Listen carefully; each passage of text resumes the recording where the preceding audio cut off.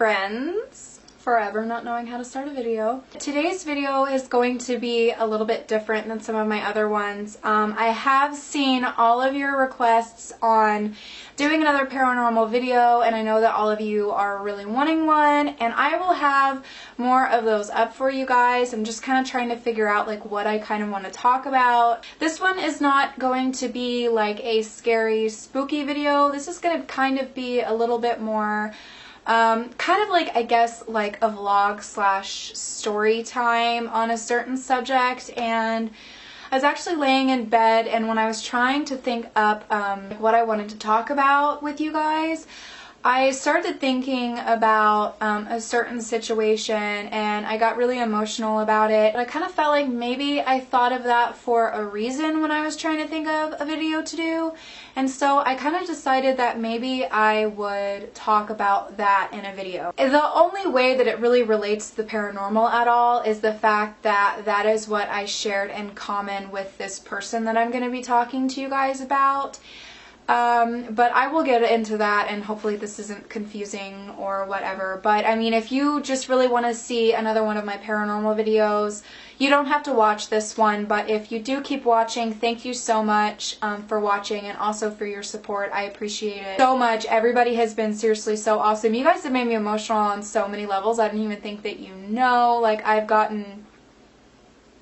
don't even know how to describe it, but I've gotten so emotional just thinking about how many people have reached out to me. It's been so amazing. So thank you everybody for that. But anyways, I'm going to stop ranting about that because I feel like I've been saying that in like all of my videos lately. So I'm pretty sure that I mentioned in one of my previous videos that I lived in Vermont for a little while. My boyfriend Mark is from Vermont, but when I lived there in 2013, me and Mark actually had the same job. I do resets in a grocery store chain that they have up in Vermont and New York and all of that.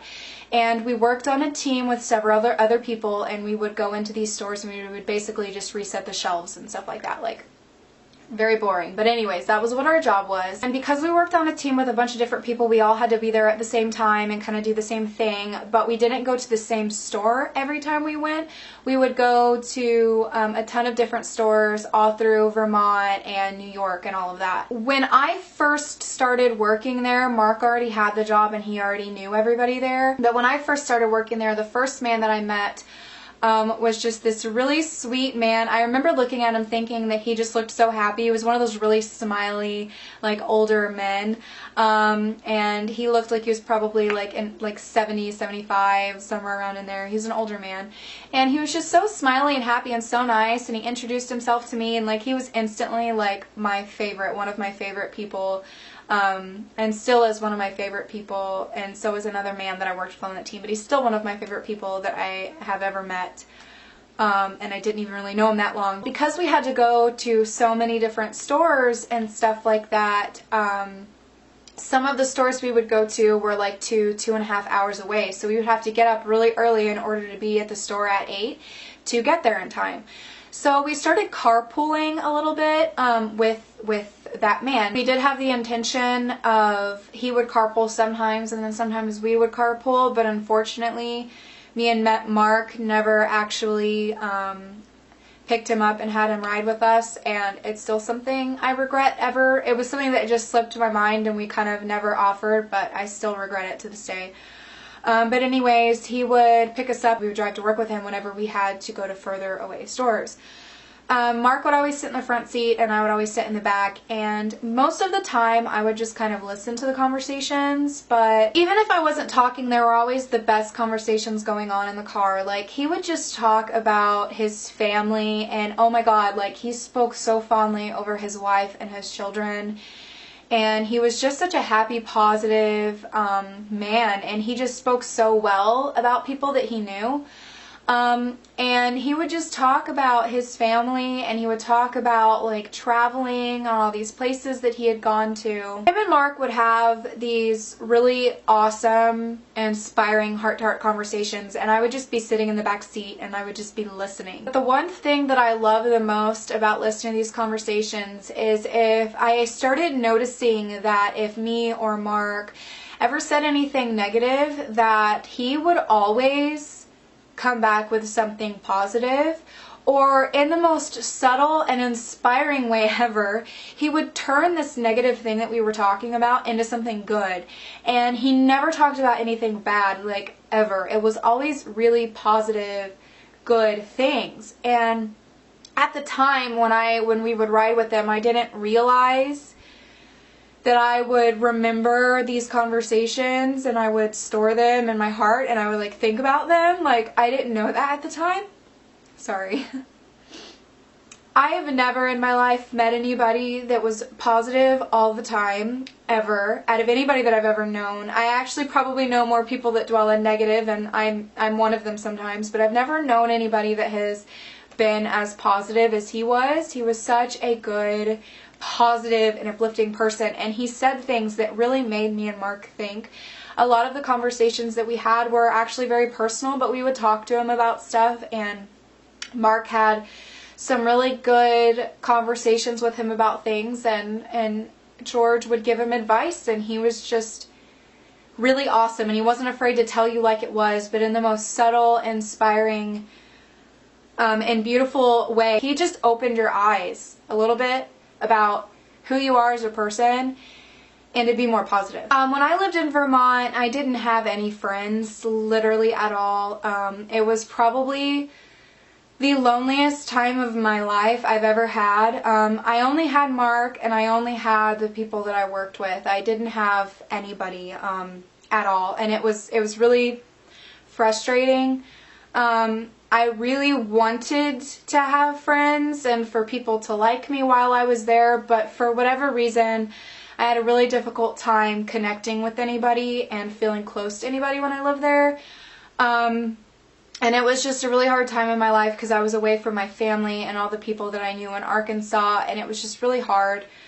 But the people that I worked with, some of the people that I work with, really made me feel so much better. When I lived there, because I didn't have any friends, I didn't really get to talk about a lot of the things that I liked, because me and Mark, we have common interests, but some of the stuff we don't, like the spooky paranormal stuff. Mark doesn't like talking about that stuff. He's not into that. So I have other interests too, but I mean, that's just one of the things that I didn't really have anybody to talk to. One of my common interests that I shared was that we both really liked the paranormal, and I can't remember how it came about that we both liked the paranormal, but somehow we just ended up talking about like things that happened to us in houses we lived in and all this kind of stuff. And I remember Mark would be sitting in the car just like, oh, just stop talking about this stuff. He hates it so bad. But we'd just be sitting there talking about all this crazy stuff. He started telling me this story about this ghost that people say that they see in Wilmington, North Carolina, that is a ghost of somebody like carrying a lantern. And he was telling me this story, and he said that him and his wife had been there and that they had actually seen it. And I had never heard about this story ever. And I was really fascinated about the story, so he told me that he had like this massive book of ghost stories and haunted places, just this really big book that he would let me borrow. And he said in that book it talks about that ghost that carries the light in North Carolina. So I was like, yeah, like I want to borrow it. That's awesome. So he ended up bringing the book to work one day and giving it to me, and I remember him specifically being like, remember, I'm just loaning this to you, like, I'm just letting you borrow it. Like, I remember him saying that, making sure I wasn't going to keep it or anything. For whatever reason, and I can't remember why I never read the story in the book, but for whatever reason, I guess, the thing is that it sucks because I can't remember the things that I was doing that made me so busy that I never got around to reading the story that he wanted me to read. But I would...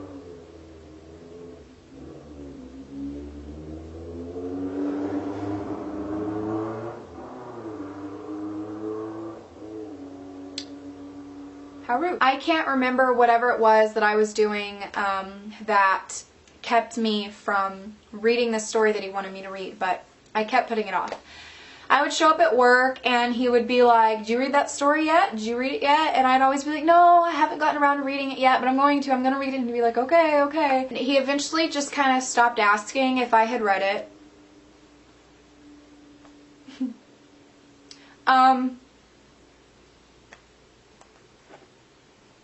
Well, he ended up getting diagnosed with esophageal cancer. And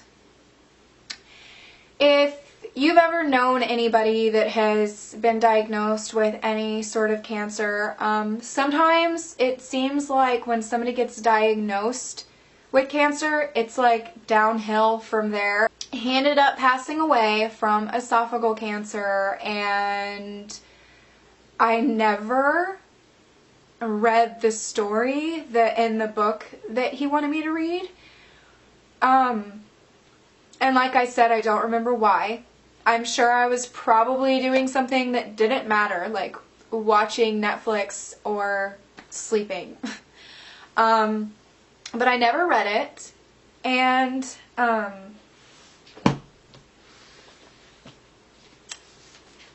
I never got to give him his book back.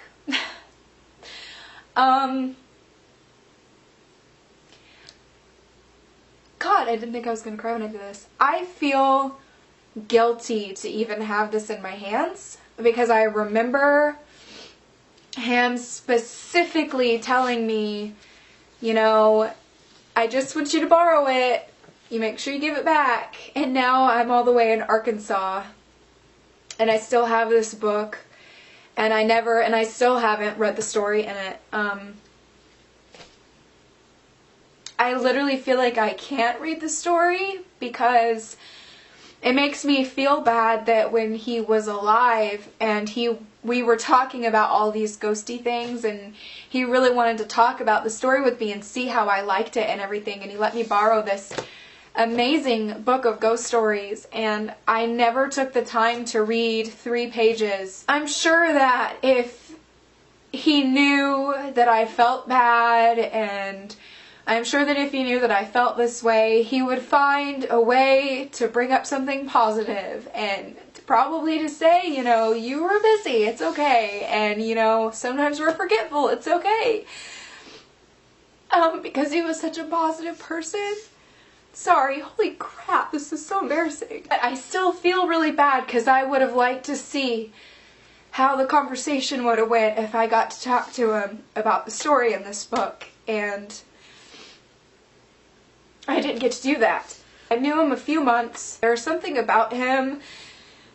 He was like, there's been people that I've known my entire life, my whole life, that they passed away and I was at their funeral and could barely shed a tear because they just didn't connect with people while they were alive. And I don't want to disrespect people or anybody that passed away or whatever, but there has been people in my life that I've known my whole life that I couldn't cry at their funeral. As guilty as that makes me feel to say that, but there's just some people, they didn't connect with me, and so I was sad that they passed away, but it didn't hurt, you know? But there was something about this particular man that having, you know, however many conversations it was that we all had in the car on the way to work, or just seeing his smile, God, there was something about him that was so beautiful because he was such a good person. And because anytime he talked about anybody in his life, it was always something positive, and it was always something good, and he was always uplifting, and he always gave you advice, and he would steer you away from the negative, and he would push you towards being positive. There was something about him that just made you feel better. And we just had to know him a few months for him to be in our hearts still to this day, even though he's not around anymore. There's something about him that connected with people because he was such a good person, and because the people in his life, he didn't talk bad about them. He wasn't a drama queen. He didn't shit on people in his lives. He didn't stew in the negative. He didn't complain all the time. He found positive things and he talked about those things, and because of that, he's been the most inspiring person to me that I have ever met in my entire life. I just felt like, well, I'm gonna do this video because there's a lesson in it, and I hit 1,000 subscribers, and I have hundreds more than that now, and because of that, there's quite a few people that are probably going to be watching my videos now, and I hope that you guys come back and you stick around and stuff. But because of that, I kind of wanted to take the opportunity to spread, I wanted to spread that out to all 1,000 and however many people of you that are watching this. I wanted to spread that out to you guys, because he deserves to be talked about more than a lot of people in this life that are being talked about. The thing that I want to say that I learned about this entire situation is that the people that mean something to somebody are not the ones that sat around and complained, or that talked about their problems all the time, or didn't take time to be there for others. They're not the ones that talk badly about their family or badly about their friends or gossip about people in their lives. It should be our goal in life to be the kind of people that put good out there. Don't dwell in the negativity, because we all have negative things in our lives. All of us do. We all have things that we want to complain about and things that hurt and affect us in these negative ways. We all have those things, but you have an opportunity to put something good out there in the world. That is being positive, and that is giving people good advice, and that is always talking fondly of people in your lives, and making sure that if you're in a conversation with somebody and they're being negative, be the person that steers them in a positive direction. There's people that I look up to that are on YouTube. The thing that they do that I don't look up to them for is when they get some sort of negativity, or somebody comes at them in a negative way, they respond to it, or they dwell on it, or they feel the need to comment on it. Or like, there's people on YouTube where I've noticed that they comment more on the negativity than they do on the positive. We all get negative feedback. Not everybody is going to like you or want to say something good about you. There's just so many people out there in this world. There's going to be somebody that doesn't like you. There's going to be somebody that is going to say something bad about you. But with that being said, why pay attention to that? Because it doesn't matter. When there was an opportunity to complain, even when he was in pain and he was still showing up to work when he was sick, he would still come to work when he was sick, and he never complained. He never complained, and he would still look at you and smile when he showed up. We need to try and be like the people that do not focus on the negative stuff, because why does it matter? And when you focus on the positive things, it makes you feel better, and it makes everybody around you feel better. So that's kind of the lesson that I took from him, and I wanted to share that with you guys and hope that maybe you could learn that too from this and kind of talk about him, because I feel like if anybody deserves to be talked about in such a positive way, it was him. I hope that you guys could learn something from this video, and if you listen to this story, leave me a comment letting me know if this inspired you or not to be more of a positive person. Thank you so much for watching my videos and subscribing to my channel. Thank you so much for coming back to my channel. You mean so much to me. And I will definitely keep posting more videos for you guys, so be on the lookout for more horror stories and also some more other videos that I have that are going to be coming up for you guys. So thank you so much for watching this video, and I hope that you guys have a wonderful day or night or whatever it is that you're doing, and I will see you guys in my next video. Bye!